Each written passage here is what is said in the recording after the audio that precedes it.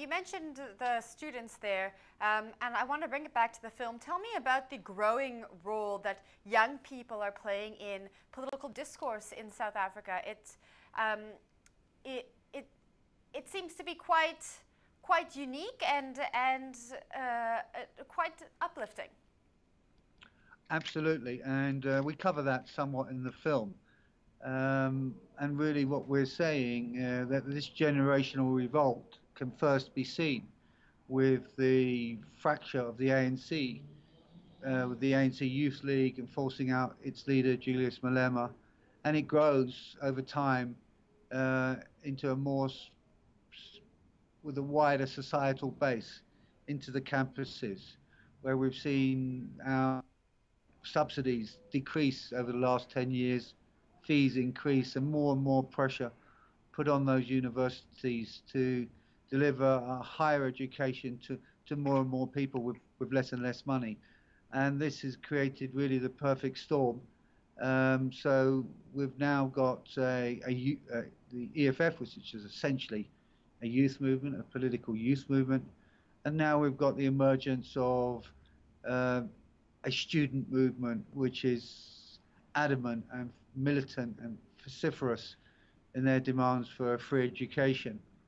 Now, I think this revolt, this generational revolt, is really premised around the fact that they can see, their eyes are open, they're wide awake to the fact that there is a rapacious, greedy political elite which is essentially self-serving and is only worried about itself and not about the very real uh,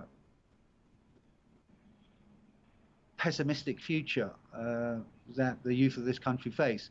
We're now facing a situation where young people in South Africa may never find a formal job unless something radical shifts. Now, that means the only way out of this situation is to get a decent university education. It's not even enough to get an undergraduate degree. For many people, even with honors degrees, they're not finding work. So the importance of education has come to the fore of late. So I think that's what we're seeing, really. People giving up hope on the older generation that have seemed to have, particularly the political class, the educated class, are sitting reasonably comfortable in South Africa, while those under 35 are really finding it very difficult to make ends meet. Now, the film is called Julius versus the ANC, and I know when the EFF started as a political party, no one really took Julius Malema seriously, and that's changed over the years. Tell me about what you learned about Julius making this film and what people can take away about Julius Malema.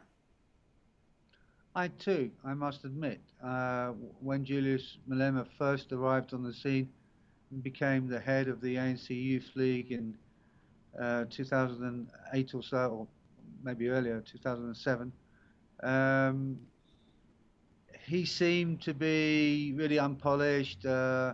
Maybe he was just an attack dog for Julius, for Jacob Zuma, but he's really come on and matured and become a political athlete, completely media savvy. I believe he's one of the best orators that we have on the political landscape of South Africa. He's almost got this, he knows how to get at the underbelly of the ANC. He's very serious when it comes to building his organization and the organization's profile. And they've captured the imagination of certainly over 1 million if we look at the election results. And he's got a formidable machine. Now, and therefore, Julius Malema cannot be underestimated in any manner. Do the EFF take the understand the importance of the mobilization of the mass organizations inside South Africa to get behind the sort of program he's pushing, a socialist program. I doubt that. I don't think. I think their prize is state power. They don't understand the importance of really building people's organs of power, the civic structures, the trade unions, and so on. Hopefully that will come, because he's facing a very formidable enemy. The capitalist class, whether it's the big corporations, which are really control, in charge of the status quo, determine the status quo in South Africa, or the Guptas and the ANC, which is seemingly swinging, well, certainly Zuma's faction swinging behind the Guptas. Both of these forces are very powerful, and to build a countervailing, a counterforce to that is a lot of serious work that needs to be done on the ground, in the communities, in the workplaces.